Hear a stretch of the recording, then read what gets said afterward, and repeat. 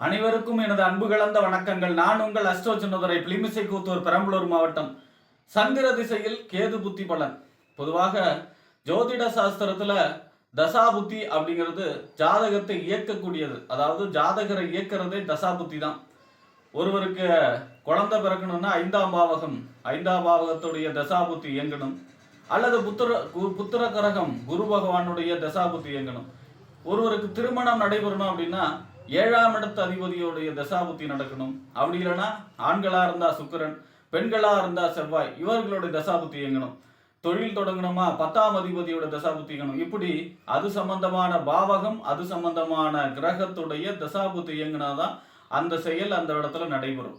அப்ப நம்மளை இயக்கிறதும் அதே போல பார்த்தீங்கன்னா ஜாதகத்தை இயக்கிறதும் தசாபுத்தி தான். நமக்கு எவ்வளவு பெரிய யோக திசை இருந்தாலும் அந்த யோகத்தை நமக்கு எடுத்து கொடுக்கறது தசாபுத்தி தான். அவயோகம் இருந்தாலும் அதையும் நமக்கு எடுத்து கொடுக்கறது தசாபுத்தி தான். கிரகங்கள் தன்னுடைய தசாபுத்தியில தான் அது கொடுக்க வேண்டிய பலனை கொடுக்கும். அப்ப பார்த்தீங்கன்னா ஒரு கிரகம் முழுமையாக சுப பலனையோ முழுமையாக அசுப பலனையோ செய்ய போறதில்லை.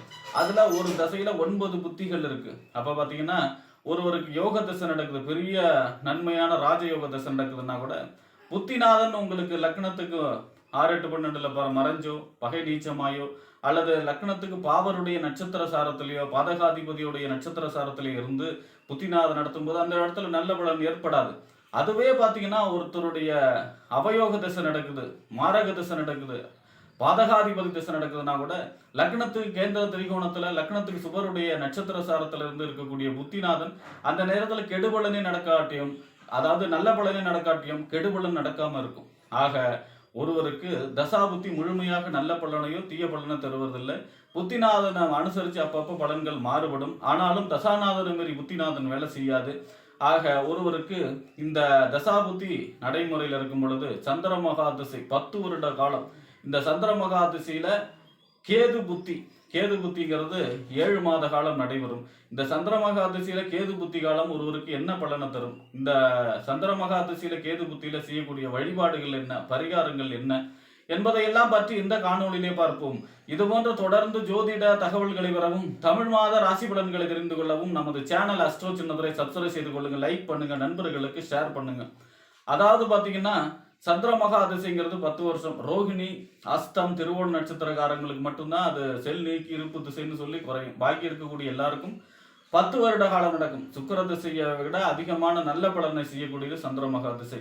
பௌர்ணமி சந்திரன், வளர்பிறை சந்திரன் குருவை விட சுபர். ஆக மகாலட்சுமியின் சகோதரர் சந்திரன்கிறவர், மகாலட்சுமியின் சகோதரர். காலச்சக்கரத்துக்கு 4ஆம் இடம். 4ஆம் இடங்கிறது என்ன, வீடு, வண்டி, வாகனம், மனை, சுக வாழ்க்கை, சுகஸ்தானம். அப்ப சுகத்தை வாழ்க்கையில சுகத்தை அருளக்கூடியவர் யாருன்னா சந்திர பகவான் தான்.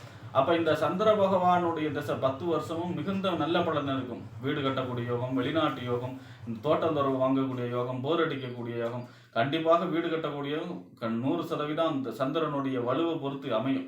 ஆக சந்திர மகா திசையில மேன்மையான பலன்கள், அதாவது திருமணம், குழந்தை பேரு எல்லாமே சரியாக நடக்கும். குடும்ப வாழ்க்கை தேவையான அஷ்ட ஐஸ்வர்யங்களும் கிடைக்கும்.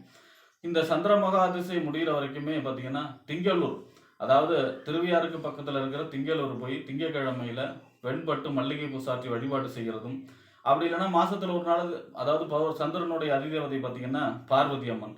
அப்போ ஏதாவது ஒரு அம்மனுக்கு 27 எலுமிச்சம்பழம் மாலை கொத்து பௌர்ணமியில வழிபாடு செய்கிறதும் உங்களுக்கு சந்திர மகாதசை கொடுக்கக்கூடிய பலனை மேல மேல மேல நன்மைகளை செய்யும்.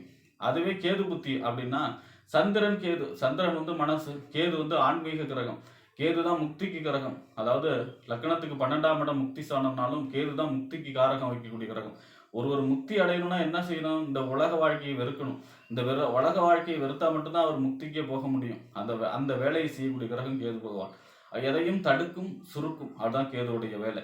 அப்ப பாத்தீங்கன்னா இந்த உண்மையிலேயே பாத்தீங்கன்னா பாக்கி இருக்கக்கூடிய எல்லா காரகத்துவமும் ஒரு ஆன்மீக பார்வையில பாத்தீங்கன்னா எல்லா காரகத்துவமும் வேஸ்ட் தான். எல்லாரும் பிறப்பது இறைவனை அடைவதற்கு, முக்தி மறுபிறப்பு இல்லாம முக்தி அடைவதற்கு தான். அதை சொல்லக்கூடிய கிரகமே பார்த்தீங்கன்னா கேது. அதனாலதான் 9 கிரகத்துல கேது தான் அதிக பலம் பொருந்திய கிரகமா வச்சிருப்பாங்க. கேதுவோட எந்த கிரகம் சேர்ந்தாலும் கேது தான் இங்கே டாமினேஷன் பண்ணும். அப்போ பார்த்தீங்கன்னா இந்த கேது பகவான் கேது புத்தி 7 மாச காலமும் பார்த்தீங்கன்னா லக்னத்துக்கு உபஜயஸ்தானம் 3, 6, 10, 11 இருந்தால் நன்மை நடக்கும். ஆன்மீக சுற்றுலா போகக்கூடிய அமைப்பு. சந்திரனே பார்த்தீங்கன்னா கஷேத்திர தரிசனம், பயணத்தை சொல்லக்கூடிய கிரகம். அதாவது பார்த்தீங்கன்னா நிறைய சேத்திர தரிசனம், நிறைய கோயில்கள், காசி, கயா, ராமேஸ்வரம்னு சொல்லி அனைத்து விதமான புண்ணிய தலங்களுக்கும் சென்று வரக்கூடிய யோகம் கிடைக்கும். ஆன்மீக பொருள் வியாபாரம் செய்கிறாங்க, தொழில் செய்கிறாங்கன்னா அவங்களுக்கெல்லாம் யோகமான காலமாக இருக்கும். அதே மாதிரி மருத்துவத்துறையில் இருக்கிறவங்களுக்கு யோகமான காலமாக இருக்கும் இந்த சந்திரமகா திசையில் கேது புத்தி காலம் அப்படிங்கிறது. அதே மாதிரி மகான்களுடைய தரிசனம், ஜீவசமாதி வழிபாடு, மலை ஏறக்கூடிய அமைப்பு, இந்த மாதிரியான ஆன்மீக தேடல், ஆன்மீகம், மருத்துவம் சம்பந்தமான தொழில் இருப்பவர்களுக்கு அமோகமாக இருக்கும். அதுவே கேது பகவான் பார்த்தீங்கன்னா திரிகோணத்திலேயோ கேந்திரத்திலேயோ இருந்து சனியோட சேர்க்கை இருந்தால் தொழில் சம்பந்தமான பிரச்சனைகள், ஒரு பார்வை இல்லாமல் தொழில் அந்த நேரத்தில் தொழில் விடுபடுறது, பதவி உயர்வு இல்லாமல் போகிறது, ப்ரமோஷன் ஆகிறது, வேலையை விட்டு நீங்கிறது. அதே போல் பார்த்தீங்கன்னா ஏன்னா தொழில் சம்பந்தமான உத்தியோக சம்பந்தமான பிரச்சனை கொடுக்கும் சனி கேதுங்கிறது. அப்போ அடுத்ததாக பார்த்தீங்கன்னா இந்த கேது புத்தியில் பார்த்தீங்கன்னா மனசு சம்பந்தமான பிரச்சனை. சந்திரன் வந்து மனசு, கேது வந்து ஆன்மீக கிரகம் இல்லையா. அமானுஷ்யங்கள், ஏவல், பில்லி, சூன்யம், இந்த மாதிரி பேய், பிசாசு, இந்த மாதிரியான பிரச்சனைகள்லாம் ஏற்படுத்தும் சந்திர மகா திசையில். கேது புத்தி காலம் 7 மாத காலம். கேது பலகீனப்பட்டால் சுபருடைய தொடர்பில்லாமல் இருக்கும் பொழுது. ஆக கேதுவுக்கு பார்த்தீங்கன்னா விநாயக பெருமானுக்கு வழிபாடு, விநாயகருக்கு திங்கட்கிழமை தோறும் அருகம்புல் சாற்றி தேங்காய் எண்ணெயில் விளக்கேற்றி வழிபாடு செய்கிறதும், இந்த 7 மாசத்துல ஒரு தடவையாவது கீழப்பெரும்பள்ளம் போய் ராகு காலம் அல்லது யமகண்டத்தில் பாலாபிஷேகம் செய்கிறதும் உங்களுக்கு கேது நன்மையான பலன்கள் ஏற்படும், யோகமான பலன்கள் ஏற்படும், தெய்வ அருளை பெற்றுத்தரக்கூடிய அமைப்பாக இருக்கும். சேத்திர தரிசனம், நிறைய கோயில் குளங்கள், அனைத்து ஆன்மீக ஸ்தலங்களையும் சென்று தரிசிக்கக்கூடிய யோகத்தை கொடுக்கக்கூடிய அமைப்பாக இருக்கும். அதே போல மருத்துவத்துறையில் இருக்கிறவங்களுக்கு பெயர் புகழ் ஓங்கக்கூடிய காலமாக இந்த சந்திரமகா திசையில கேது புத்தி காலம் அமையும் என்று கூறி விடைபெறுகிறேன். நன்றி, வணக்கம்.